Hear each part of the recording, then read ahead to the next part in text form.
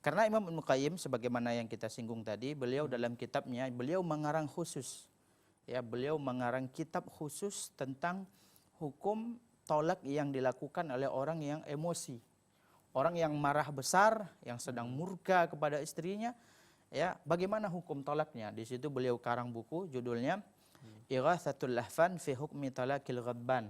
Dalam buku tersebut beliau menjelaskan orang yang marah itu ada tingkatannya. Ada tingkatan yang ya nihayatul ghadab, puncak yang paling tinggi. Ada yang awail, muqaddimah, ya. Dia hanya permulaan marah saja, marah, tapi dia permulaan. Nah, ada yang ketiga antara puncak dan muqaddimah awal dari marah tadi. Ya, yang pertengahan ini dia melebihi awal, batas awal, tapi tidak sampai kepada puncak. Ya, beliau sebutkan hukumnya kalau yang di atas, ya, marahnya sehingga yang membuat dia tersebut tidak tahu lagi apa yang dia ucapkan, yaitu tolaknya tidak jatuh. Karena dalam hadis la talaqa wa la itaqa fi ighlaq. Tidak ada tolak dan tidak ada memerdekakan budak ketika ya pikiran ini tertutup karena emosi. Jadi marah tingkat tinggi yang tadi itu ya adalah ketika ada seorang yang marah dan marahnya itu memuncak sampai ke level yang ketiga, ya kemudian dia mengucapkan kata-kata cerai tanpa dia sadari, ya maka ketika itu menurut jumhur para ulama, ya walaupun ada ulama yang mengatakan bahwasanya marahnya ini tolak yang diucapkan ketika puncak marah ini ya tidak jatuh dan tidak menjadi tolak yang sah. Jadi dia dimaafkan. Oke, jadi yang level 1 sama 2 ini masuk ke ya masuk dimaafkan. Adapun dia mengancam-ngancam seperti itu, yaitu bisa jatuh. Ya bisa menjadi tolak yang sah sebagaimana kita katakan, karena tolak ini ya main-main dan seriusnya itu bisa menjadi sah. Demikian wallahu a'lam. Iya, kemudian Ustaz tambahan nih Ustaz, kira-kira apa yang harus kita lakukan nih Ustaz untuk menghindari seperti ini? Apakah diam? Kalau memang ini sudah menjadi kebiasaan, jengkel misalnya.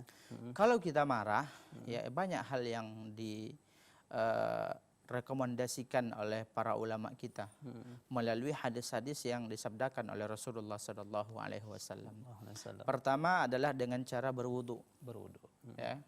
Dalam kitab Jami'ul Ulum wal Hikam, Ibnu Rajab Al-Hanbali ketika mensyarah hadis yang ke-16 dari matan Al-Arba'in An-Nawawiyah, beliau menjelaskan di situ, Ibnu Rajab Al-Hanbali, beliau menjelaskan beberapa hal yang semestinya dilakukan oleh orang ketika. Yang pertama berwudu. Yang kedua adalah dengan merubah posisi. Ya, merubah posisi ketika kita marah, ya, maka kita berdiri duduk. Kalau kita duduk baring atau tinggalkan ruangan tersebut. Yang berikutnya adalah diam. Ya, caranya adalah diam. Karena orang marah ketika dia luapkan dengan kata-kata atau dengan perbuatan, maka dikhawatirkan dan bisa dipastikan kata-katanya tidak akan terkontrol. Betul. Perilakunya juga tidak akan bisa dia tahan. Maka hendaklah jangan berbuat. Diam aja Ustaz ya. Diam, kemudian usahakan merubah posisi. Ya, kemudian berwudu. Kalau tidak bisa lagi lebih baik ditinggalkan dulu Ustaz ya. Dan kalau itu yang dilakukan oleh Rasulullah Sallallahu Alaihi Wasallam ketika Rasulullah beliau pergi tinggalkan istrinya dan beliau tersebut tidur di dekat gudang yang ada dekat masjid, tidur di atas tikar yang kasar sehingga di sebelah sininya membekas dan dilihat oleh Umar. Kemudian Umar menangis, "Ya Rasulullah, engkau tidur dengan seperti ini sedangkan ya Raja Kaisar dan Raja Rum mereka dalam keadaan nikmat." Maka Rasulullah memberikan penjelasan kepada Umar. Demikian wallahu a'lam.